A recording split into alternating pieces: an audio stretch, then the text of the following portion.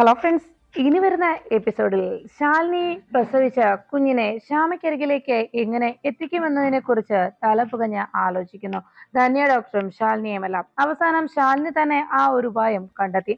ശാലിനി ശ്യാമയുടെ അരികിലേക്ക് കുഞ്ഞിനെ കൊണ്ടുപോകേണ്ടത് എങ്ങനെയാണെന്ന് പറഞ്ഞു കൊടുക്കുമ്പോൾ സത്യഭാമയോടൊപ്പം ശ്യാമയുടെ റൂമിൽ കയറി പറ്റിയ സുസ്മിത, ശ്യാമയുടേത് ഒരു പാട് വെച്ച് കെട്ടിയിരിക്കുന്ന വയറാണോ അതോ ശരിക്കുമുള്ള വയറാണോ അതെന്ന് അറിയുവാനായുള്ള സുസ്മിതയുടെ പരീക്ഷണം, അത് വിഷ്ണുവും രോഹിത്തും കൂടി സുസ്മിതയെ അടിച്ച് പുറത്തിറക്കുന്നതിന് വേണ്ടിയുള്ള വഴിയൊരുക്കുന്നു. ശ്യാമയുടെ വയറിൽ പിടിച്ച് സുസ്മിത ഞെക്കിയതും സത്യാമ്മയും വിഷ്ണുവും രോഹിത്തും ചേർന്ന് സുസ്മിതയെ പെരുമാറുന്നു. അവസാനം സുസ്മിത ശ്യാമയുടെ റൂമിൽ നിന്ന് പുറത്തായി. എല്ലാവരും ശ്യാമയ്ക്കൊപ്പം നിൽക്കുന്നത് കണ്ട് അവിടേക്ക് എത്തിയ ധന്യ ഡോക്ടർ പറഞ്ഞു, ശ്യാമയ്ക്ക് ഉടനെ തന്നെ ചിലപ്പോൾ പെയിൻ ഉണ്ടായേക്കുമെന്നും അതുകൊണ്ട് പ്രസവത്തിനായിട്ടുള്ള ലക്ഷണങ്ങളൊക്കെ ഇനി ഉണ്ടാവാനുള്ള സാധ്യത ഏറെയാണെന്നും അതുകൊണ്ട് ഇപ്പോൾ തന്നെ ട്രിപ്പ് ഇട്ട് തുടങ്ങണമെന്നും ഫ്ലൂയിഡ് കയറ്റാൻ തുടങ്ങുകയാണ് എന്ന് ഡോക്ടർ അറിയിച്ചു. അത് കേട്ടതോടെ ധന്യ ഡോക്ടറിന്റെ വാക്കുകൾ വെച്ച് സത്യാമ്മയും മറ്റുള്ളവരും എല്ലാം റൂമിൽ നിന്ന് പുറത്തേക്കിറങ്ങി.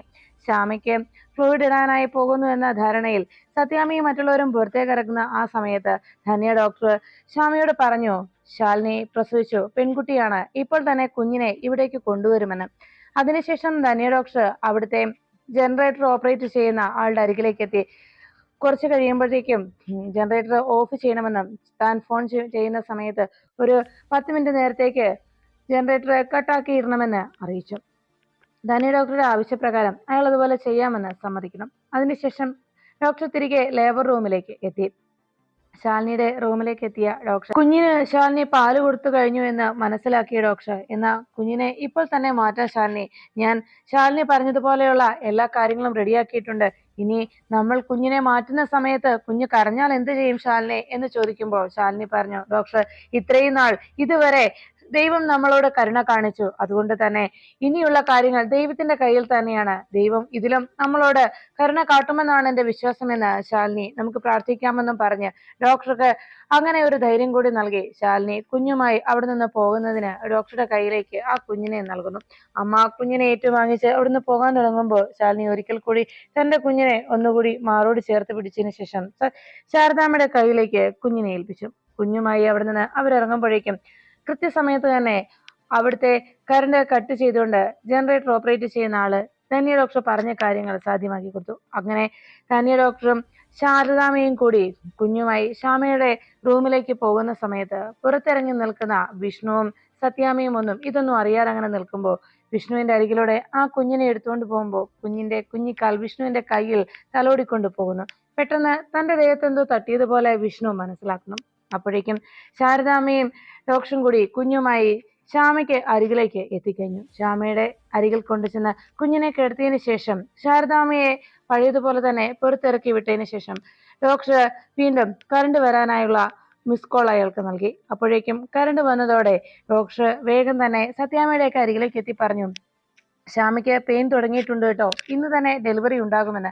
അത് കേട്ടതോടെ സത്യാമ്മയും മറ്റെല്ലാവരും പ്രാർത്ഥനയോടെ കാത്തിരുന്നു. ഈ സമയത്ത് ശാലിനിയുടെ അവസ്ഥ പഴയതുപോലെ തന്നെ തുടരുന്നു. ശ്യാമയ്ക്ക് കുഞ്ഞുണ്ടാകുമെന്നുള്ളതും പെയിൻ തുടങ്ങിയിട്ടുണ്ടെന്നും എന്ന് അറിയിച്ചതിന് ശേഷം ഡോക്ടർ കുറച്ചു നേരത്തേക്ക് അപ്പുറത്തെ ലേബർ റൂമിലേക്ക് പോകുന്ന നേരം അവിടെ ശാലിനി വീണ്ടും പഴയതുപോലെ വേദന വല്ലാതെ അനുഭവപ്പെടുന്നെന്ന് ഡോക്ടറോട് അറിയിച്ചു. എന്തായിരിക്കും കാരണം എന്നറിയാനായി ഡോക്ടർ ഒന്നുകൂടി ശാലിനിയെ ചെക്ക് ചെയ്തതും ശാലിനിയോട് ഡോക്ടർ പറഞ്ഞു, ശാലിനി, ഒരു കുഞ്ഞുകൂടിയുണ്ട്, ഒരാൾ കൂടി ശാലിനിയുടെ ഈ വയറ്റിലുണ്ടായിരുന്നു എന്നുള്ള സത്യം ശാലിനിയോട് ഡോക്ടർ അറിയിക്കണം. അത് കേട്ടതോടെ ശാലിനിക്ക് ആകെ അതിശയമാവുന്നു. പിന്നീട് ആ ഡെലിവറി കൂടി എടുത്ത് കുഞ്ഞിനെ ശാലിനിയുടെ കയ്യിലേക്ക് കൊടുത്തുകൊണ്ട് ശാരദാമ്മയെയും ശാലിനിയെയും അവിടെ ഇരുത്തിയിട്ട് വേഗം തന്നെ ഡോക്ടർ ശ്യാമയുടെ റൂമിലേക്ക് എത്തി. ഈ സമയത്ത് ശാരദാമ്മയെ കാണാതായതോടെ സുസ്മിത ആകെ സംശയത്തിലായി. ശാരദാമ്മയെ അന്വേഷിച്ച് നടക്കുമ്പോൾ ശാരദാമ്മ സുസ്മിത കണ്ണു വെട്ടിച്ച് ലേബർ റൂമിന്റെ പുറത്തിറങ്ങുന്നു. അതിനുശേഷം ശ്യാമയുടെയും കുഞ്ഞിന്റെയും അവസ്ഥ അറിയുവാനായിട്ട് ശാരദാമ്മ പുറത്ത് എല്ലാവരോടും ഒപ്പം അങ്ങനെ പ്രാർത്ഥനയോടെ കാത്തു നിൽക്കുമ്പോൾ അല്പസമയത്തിന് ശേഷം അവിടേക്ക് എത്തിയ ഡോക്ടർ പറഞ്ഞു, ശ്യാമ പ്രസവിച്ചു കേട്ടോ, ശ്യാമയ്ക്ക് പെൺകുഞ്ഞാണ്, സുഖപ്രസവമായിരുന്നു. അത് കേട്ടതോടെ സത്യാമ്മയും മറ്റെല്ലാവരും സന്തോഷത്തോടെ പരസ്പരം നോക്കുന്നു. രോഹിത് ഒരച്ഛനായെന്നുള്ള സന്തോഷ വാർത്ത അറിഞ്ഞതോടെ വിഷ്ണു അരികിലേക്ക് ചെന്ന് രോഹിത്തിനോട് സന്തോഷം അറിയിച്ചു. അതിനുശേഷം വിഷ്ണുവും രോഹിത്തും എല്ലാവരും കുഞ്ഞിനെ കാണുവാനായി കാത്തിരിക്കുമ്പോൾ ശാരദാമ്മയുടെ കൈകളിലേക്ക് ഡോക്ടർ ആ കുഞ്ഞിനെ കൊണ്ടുവന്ന് നൽകുന്നു. സത്യാമ്മയുടെ അരികിലേക്ക് ശാരദാമ്മ കുഞ്ഞുമായി എത്തുന്നു. ശാരദാമ്മയുടെ കയ്യിലിരുന്ന കുഞ്ഞിനെ സത്യാമ്മ കുഞ്ചിക്കുകയും ആ കുഞ്ഞിനെ കണ്ട് രോഹിത് അരികിലേക്ക് ഓടിയെത്തുകയും ചെയ്യുന്നു. പിന്നീട് കുഞ്ഞിനെ ശ്യാമയ്ക്ക് അരികിൽ കൊണ്ടുചെന്ന് കിടത്താനായി അറിയിച്ചു. അപ്പോഴേക്കും രോഹിത് തനിക്ക് ശ്യാമയെ കാണാൻ കഴിയുമോ എന്ന് ഡോക്ടറോട് അനുവാദം ചോദിക്കുന്നു. എല്ലാവർക്കും ശ്യാമയെ കയറി കാണാമെന്ന് ഡോക്ടർ അനുമതി നൽകുന്നതോടെ ശ്യാമയുടെ അരികിലേക്ക് സത്യാമ്മയും ശാരദാമ്മയും രോഹിത്തുമെല്ലാം കയറി ചെന്നു. കുഞ്ഞുമായിട്ട് അവിടെ കിടക്കുന്ന ശ്യാമയെ കണ്ട് രോഹിത്തിന് വലിയ സന്തോഷമായി. എല്ലാവരും കുഞ്ഞിനൊരു നോക്ക് കണ്ടു കഴിയുമ്പോൾ സുസ്മിതയ്ക്ക് അപ്പോഴും ആകെ സംശയമായി നിൽക്കുന്നു. ഇപ്പോഴും എന്തുകൊണ്ടാണ് ശ്യാമ പ്രഗ്നന്റ് അല്ലായിരുന്നിട്ട് തന്നെ ശ്യാമയ്ക്ക് എവിടെ നിന്നാണ് ഈ കുഞ്ഞിനെ കിട്ടിയത്? ഇതിനിടയിൽ എന്തോ കള്ളക്കളി നടന്നിട്ടുണ്ടല്ലോ എന്ന് സുസ്മിതയുടെ മനസ്സ് വീണ്ടും അത് തന്നെ മന്ത്രിച്ചു. എന്തായിരിക്കും അതിന് കാരണം എന്നറിയാനായി സുസ്മിത അതിന്റെ അന്വേഷണവുമായി മുന്നോട്ട് പോകാൻ തന്നെ തീരുമാനിച്ചു. അപ്പോഴാണ് ഡോക്ടർ എല്ലാവരോടും പുറത്തേക്ക് പോയി ഇറങ്ങാനായി പറയുമ്പോഴേക്കും കുഞ്ഞിന്റെ അരികിൽ നിന്നുകൊണ്ട് സത്യാമ്മ കുഞ്ഞിനെ നോക്കിയിട്ട് പറഞ്ഞു, എന്തായാലും കുഞ്ഞാവ അമ്മയെ പോലെ തന്നെയാണ് കേട്ടോ എന്ന് പറഞ്ഞ് അങ്ങനെ പറയുമ്പോഴേക്കും സത്യാമ്മയുടെ വാക്ക് കേട്ട് ശ്യാമ പറഞ്ഞു, അതെ, കുഞ്ഞ് അവളുടെ അമ്മയെ പോലെ തന്നെയാണ്. അത് കേട്ടപ്പോഴേക്കും ശ്യാമയുടെ ആ സംസാരം കേട്ട് സത്യാമ്മ അതിശയത്തോടെ നോക്കി. മോളെ, നീ എന്താ പറഞ്ഞത് എന്ന് ചോദിച്ചപ്പോ ഉടനെ ശാരദാമ്മയുടെയും ആശങ്കയോടുള്ള നോട്ടം കണ്ടതോടെ ശ്യാമ പറഞ്ഞു, അതല്ല സത്യാമ്മേ, സത്യാമ്മ പറഞ്ഞതുപോലെ കുഞ്ഞ് അമ്മയെ പോലെ തന്നെയാണെന്ന് സത്യാമ്മ പറഞ്ഞപ്പോ ഞാനും അത് എന്റെ ഒരു സന്തോഷത്തിന് പറഞ്ഞതേ ഉള്ളൂ എന്ന് പറഞ്ഞ് സത്യാമ്മയ്ക്ക് തെറ്റിദ്ധാരണയും സംശയം തോന്നാതിരിക്കാനായി അതിനെ ശ്യാമ ഒരു രീതിയിൽ പറഞ്ഞു ഫലിപ്പിക്കണം. അതിനുശേഷം സത്യാമ്മയും മറ്റുള്ളവരിലുമെല്ലാം പുറത്തേക്കിറങ്ങി. ഈ സമയത്ത് ശാലിനിക്ക് ഒരു കുഞ്ഞ് ജനിച്ചെന്നുള്ള വാർത്ത അറിഞ്ഞതോടെ ശാരദാമ്മയ്ക്ക് വലിയ സന്തോഷമായി.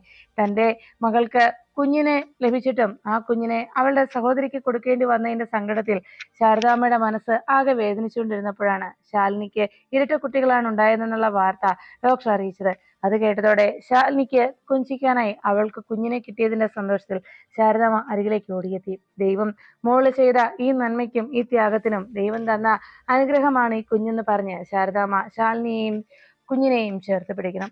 അതിനുശേഷം സത്യാമ്മയുടെ വീട്ടിലേക്ക് കുഞ്ഞുമായി ശ്യാമ പോകുന്ന സമയത്ത് ഈ കുഞ്ഞുമായി ശാലിനിയെയും സത്യാമ്മയ്ക്ക് അരികിലേക്ക് ചെല്ലുകയാണെങ്കിൽ ഇതോടെ എല്ലാ പ്രശ്നങ്ങളും പരിഹരിക്കപ്പെടുമെന്നും കുഞ്ഞുമായിട്ട് ശാലിനി സത്യാമ്മയുടെ വീട്ടിലേക്ക് ചെന്ന് കയറുന്ന ആ ദിവസം തന്നെ ശ്യാമയുടെ കുഞ്ഞിനോടൊപ്പം ശാലിനിക്കും കുഞ്ഞുമായി ആ വീട്ടിലേക്ക് ചെല്ലാമെന്ന് ശാരദാമ്മയും തീരുമാനിക്കണം. അങ്ങനെ ഹോസ്പിറ്റലിൽ നിന്ന് ശ്യാമയുമായി സത്യാമ്മയുടെ വീട്ടിലേക്ക് എല്ലാവരും പോകുന്ന അതേ ദിവസം ശാലിനിയും കുഞ്ഞിനെയും എടുത്തുകൊണ്ട് ഒരു ഓട്ടോയിൽ അവിടേക്ക് വന്നിറങ്ങി. ഈ സമയത്ത് സുസ്മിത ശ്യാമയുടെ കുഞ്ഞുമായി അവിടേക്ക് എല്ലാവരും വന്നു എന്നറിയുന്നതോടെ അന്നത്തെ ദിവസം തന്നെ ആ വീട്ടിൽ എല്ലാവരും സന്തോഷിക്കുന്നതോടൊപ്പം ശാലിനി ഇനി ഒരിക്കലും ആ വീടിന്റെ പടി കയറി വരരുത് എന്ന ദുരുദ്ദേശത്തോടെ സുസ്മിത സത്യാമ്മയുടെ മുന്നിലേക്ക് വന്നിരുന്നു. സത്യഭാമ കുഞ്ഞിനെ കണ്ടതിന്റെ സന്തോഷത്തിൽ ശ്യാമയുടെ കയ്യിൽ നിന്ന് ആ കുഞ്ഞിനെ തന്റെ കയ്യിലേക്ക് ഏറ്റുപിടിക്കുമ്പോൾ കുഞ്ഞിനെ കൊഞ്ചിച്ചുകൊണ്ടിരിക്കുന്ന സത്യാമ്മയുടെ മുന്നിലേക്ക് എത്തി സുസ്മിത വെല്ലുവിളിച്ചു, ഭാമാന്റിയെ ആർക്കും കബളിപ്പിക്കാൻ കഴിയുകയില്ല എന്നും ഭാമാന്റിയെ പറയുന്നതിനപ്പുറത്ത് മറ്റൊരാൾക്കും യാതൊരു തീരുമാനമോ മറ്റൊരു രീതിയിലും ഒരു മാറ്റവും വരുത്താൻ കഴിയില്ല എന്നുമായിരുന്നല്ലോ ഇത്രയും നാളും ഭാമാന്റി പറഞ്ഞിരുന്നത്. എന്നാൽ ഭാമാന്റിക്ക് വാക്ക് ദൈവമാണെന്ന് പറയുന്ന ഭാമാന്റിക്ക് നൽകിയ വാക്ക് ഇല്ലാതാക്കിക്കൊണ്ട് ആ വാക്കിനെ കാറ്റിൽ പറത്തിയിട്ട് മറ്റൊരാൾ ഇവിടെ മറ്റൊരു വിജയം നേടിയിരിക്കുകയാണ് എന്നറിയിച്ചു. അത് കേട്ടതോടെ സത്യഭാമ ആകെ സംശയത്തോടെ നോക്കി. ഈ സമയത്ത് ശാരദാമ്മയും എന്താ ഇവിടെ സംഭവിക്കുന്നതെന്ന് ആശങ്കയോടെ നോക്കുമ്പോൾ സുസ്മിത അരികിലേക്ക് വന്ന് സത്യഭാമയോട് തന്റെ കയ്യിലിരുന്ന ആ മൊബൈലിലെ വീഡിയോ സുസ്മിത കാണിക്കുന്നു.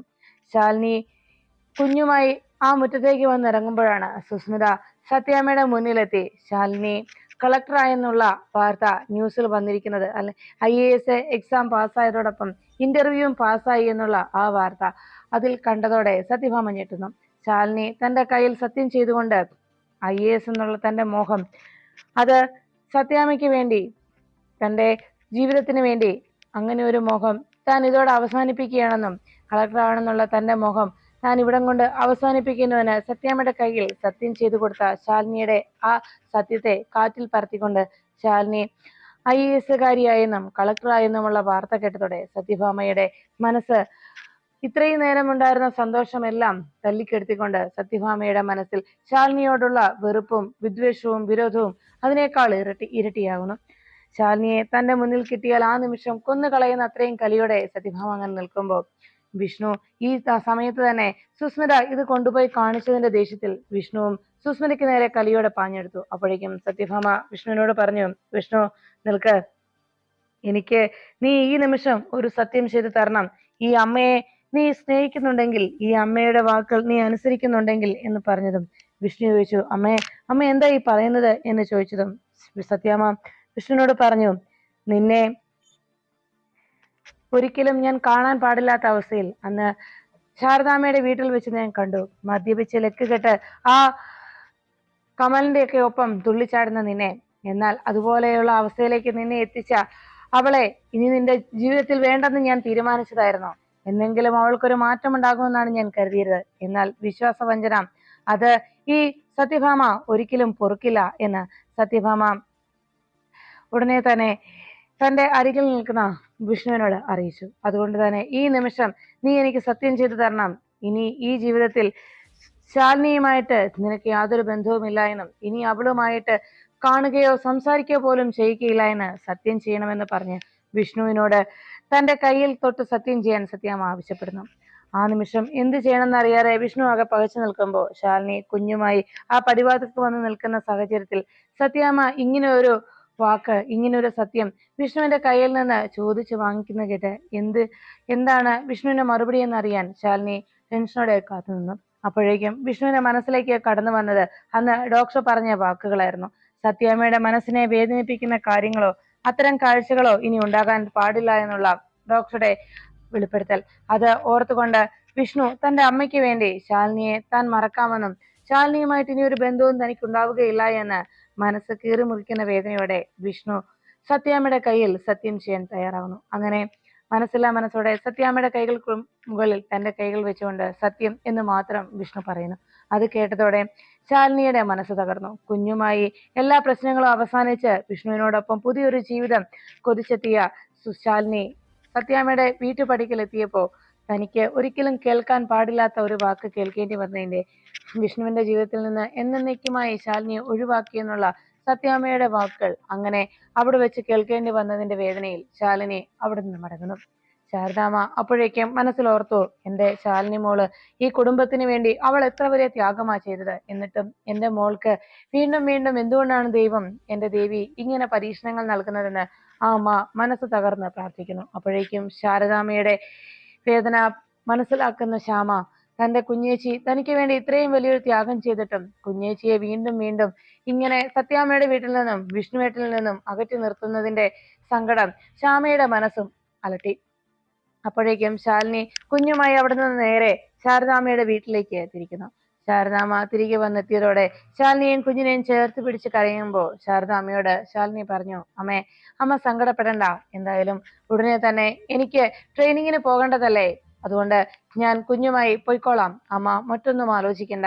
എനിക്ക് ഇനി ഈ ട്രെയിനിങ്ങിന് കൃത്യമായി പങ്കെടുത്ത് ഈ ട്രെയിനിങ് 2 വർഷത്തെ കാലയളവിലുള്ള ഈ ട്രെയിനിങ് ഭംഗിയായി പൂർത്തിയാക്കുക, അത് മാത്രമാണ് ഇനി എനിക്ക് എന്റെ ലക്ഷ്യം എന്ന് പറഞ്ഞ് ശാലിനി സത്യാമ്മയുടെയും വിഷ്ണുവിന്റെയും കാര്യങ്ങളൊക്കെ മനസ്സിൽ വേദനയോടെ നിലനിൽക്കുമ്പോഴും അതിനെയെല്ലാം താൻ മറന്നു എന്ന് ഫലിപ്പിച്ചുകൊണ്ട് അമ്മയെ തിരിതിരിപ്പിച്ചുകൊണ്ട് ശാലിനി ശാരദാമ്മയോട് യാത്ര പറയുന്നു. കൈക്കുഞ്ഞുമായി ശാലിനി ട്രെയിനിങ്ങിനായി വണ്ടി കയറുമ്പോൾ ശാരദാമ്മ വേദനയോടെ നോക്കി നിൽക്കുന്നു. എല്ലാവരും ഒരു ദേശം മുഴുവൻ സത്യാമ്മയുടെ പ്രിയപ്പെട്ടവരും ആ കുടുംബവും മുഴുവൻ ഒത്തൊരുമിച്ച് യാത്ര അയക്കേണ്ടിയിരുന്ന ശാലിനിക്ക് ആരോരുമില്ലാതെ തനിച്ച് ഇത്രയും വലിയൊരു നേട്ടം കൈയെത്തിപ്പിടിക്കാനായി ഇത്രയും വലിയൊരു നേട്ടത്തിന് വേണ്ടി പോകുന്ന ആ സമയത്ത് എന്റെ മോൾ തനിച്ചായല്ലോ എന്നുള്ള വേദനയിൽ ശാരദാമ്മ അവിടെ നോക്കി നിൽക്കുന്നു.